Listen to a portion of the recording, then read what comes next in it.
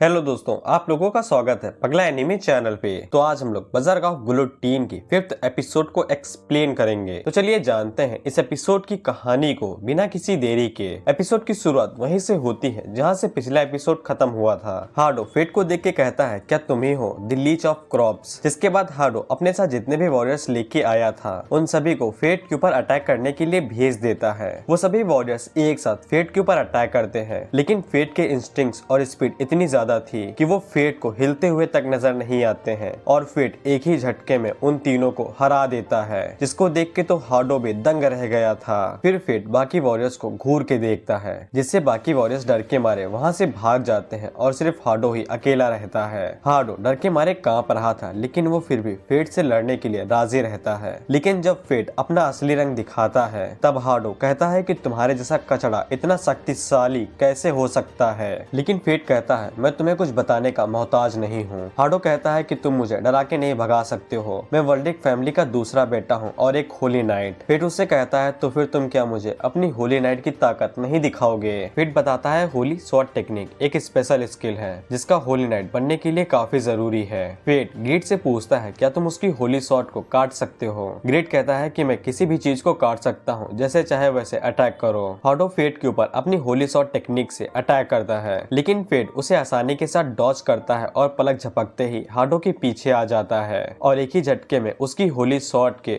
2 टुकड़े कर डालता है और उसे कहता है, ये रही तुम्हारी होली स्वॉर्ड का बाकी हिस्सा। फिर हार्डो फेट से डर के मारे वहां से भागने लगता है, लेकिन हार्डो वहीं पे पीछे गिर जाता है और फेट उससे कहता है, भागने के बारे में सोचना भी बंद। तुमने ही कहा था किसी कुत्ते को सख्त डिसिप्लिन सिखाने की जरूरत रहती है। जिसके बाद फेट हार्डो को कॉलर से पकड़ता है और उसके सर को पेड़ों से टकरा के फोड़ने लगता है और फेट इसी तरह से हार्डो को कई गुना ज्यादा टॉर्चर करता रहता है। हार्डो रोते हुए फेट से बस इतना ही कहता है कि रुक जाओ, लेकिन फेट उससे कहता है कि तुम्हारे पास ये अधिकार ही नहीं है। छोटे बच्चों के साथ कीड़े की तरह बर्ताव करने के बाद तुम्हारी वजह से ही रॉक्सी की जान खतरे में है। जिसके बाद फेट हार्डो को हवा में उछालता है और ग्रेट की फॉर्म को चेंज करके उसे बड़े से बो में बदल देता है और हार्डो के ऊपर 3-4 एरो शूट करता है। अगले सीन में हम लोग देखते हैं कि फेट ने दोनों हाथ पैरों को उखाड़ लिया था। हार्डो कहता है, तुमने मुझे खत्म क्यों नहीं किया, बस मुझे मार दो। लेकिन फेट हार्डो से कुछ सवाल पूछना चाहता था, जिसके बाद हमें पता चलता है कि रॉक्सी ने खुद ही गालिया जाने का फैसला किया था कुछ लोगों की जान बचाने के लिए।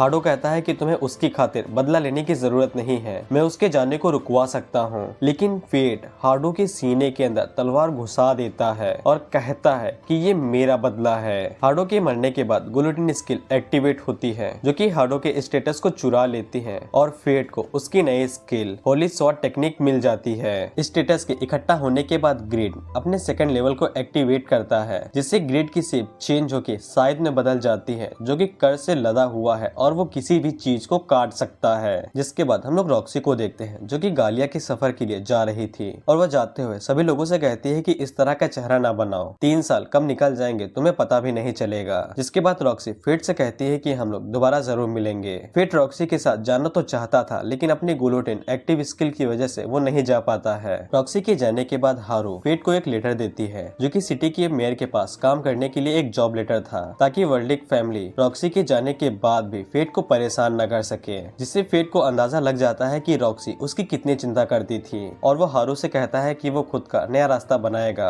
और वो वॉरियर बनने वाला है। फेट अपने सामान को रखते हुए अपने मन के अंदर सोचता है कि अगर मैं वॉरियर बन जाता हूँ तो मैं इससे रॉक्सी की मदद ही कर सकता हूँ। फिर जब फेट हार्ट फैमिली को छोड़ के जाने वाला था, तब हारू फेट को कुछ पैसे देती है जो उसकी सफर में मदद करेंगे। हारू से कहती है कि ये हार्ट फैमिली की तरफ से आभार है। जिसके बाद फेट अपने बाकी दोस्तों से विदाई लेता है और गालिया के सफर के लिए निकल जाता है। फिर हम लोग एक वॉरियर को देखते हैं, जिसके पास मीरिया नाम की एक वॉरियर आती है। रॉक्सी मीरिया को पहले से जानती है, क्योंकि वो दोनों अक्सर सफर पे एक साथ जाया करते थे। मीरिया रॉक्सी से कहती है कि आप जहाँ भी जाएंगे मैं आपके पीछे पीछे आऊंगी। तभी वहाँ पे एक और वॉरियर आता है, जिसका नाम मुगन था। मुगन बताता है कि वो गालिया जाने के लिए रॉक्सी के फादर की वजह से ही शामिल हुआ है, क्योंकि मुगन अक्सर रॉक्सी के फादर के साथ शिकार पे जाया करता था और शायद इसी बहाने से वो उनकी मौत का बदला भी ले सके। लेकिन रॉक्सी पूछती है, क्या तुम्हारी फैमिली में से किसी ने इसके लिए मना नहीं किया। मुगन बताता है कि मेरी बेटी ने मना तो नहीं किया, लेकिन उसने मुझसे ये जरूर कहा कि मुझको गालिया के रिलिक्स ला के देने पड़ेंगे, बेसिकली क्रिस्टल या फिर कोई चमत्कारी पत्थर। मुगन उन दोनों को बताता है कि वो पहले रिसर्चर हुआ करता था, जिसने इन सभी चीजों के ऊपर रिसर्च की थी, लेकिन अभी के लिए वो बस एक नॉर्मल सा वॉरियर है।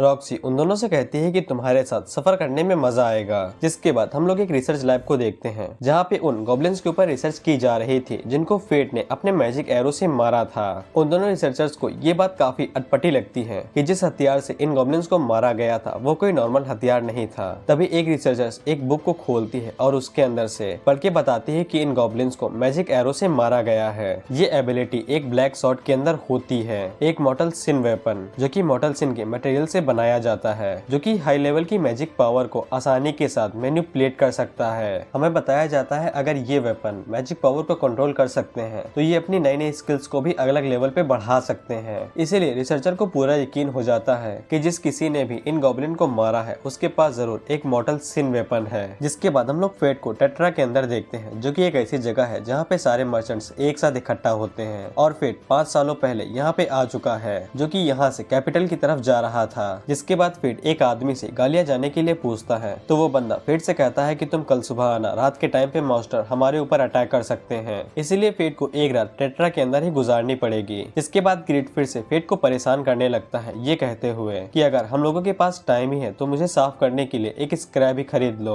जिसके बाद फेट लंच करने के लिए एक रेस्टोरेंट के अंदर जाता है, लेकिन हम लोग देखते हैं कि रेस्टोरेंट के अंदर एक बंदा कुछ वॉरियर से रिक्वेस्ट कर रहा था कि वो लोग उसके विलेज के अंदर जितने भी मॉन्स्टर आए हैं उनका शिकार करें। वो सारे वॉरियर्स मिशन को तो नहीं लेते हैं बल्कि उस बंदे को ही परेशान और बेइज्जत करने लगते हैं। लेकिन तभी रेस्टोरेंट के अंदर फेट आता है, जो कि उन वॉरियर्स को अच्छा सबक सिखाता है और उनको वहाँ से भगा देता है। वो बंदा फेट को शुक्रिया कहता, इससे पहले ही फेट उसका नाम लेता है और कहता है कि हम लोग काफी टाइम बाद मिल रहे हैं। जिसके बाद हमें फेट की फ्लैशबैक स्टोरी दिखाई जाती है, जहाँ पे जब फेट अपने विलेज में रहा करता था तब एक सेठ नाम का लड़का उसे परेशान किया करता था। फेट के फादर उस विलेज के सिक्योरिटी गार्ड हुआ करते थे। जो भी मॉन्स्टर विलेज के ऊपर अटैक किया करता था तो ये फेट के फादर की जिम्मेदारी थी कि वो उसे मारे। इसी वजह से फेट के फादर को चोट लगा करती थी और फेट अपने हाथों से जड़ी बूटियों को पीस के उनको पीने के लिए दिया करता था। लेकिन फेट के फादर ने विलेज की जान बचाते हुए ही अपनी जान गंवाई थी और विलेज के चीफ ने फेट के फादर को गाँव में सिर्फ इसीलिए रखा था क्योंकि उनके पास स्पीयर टेक्निक स्किल थी।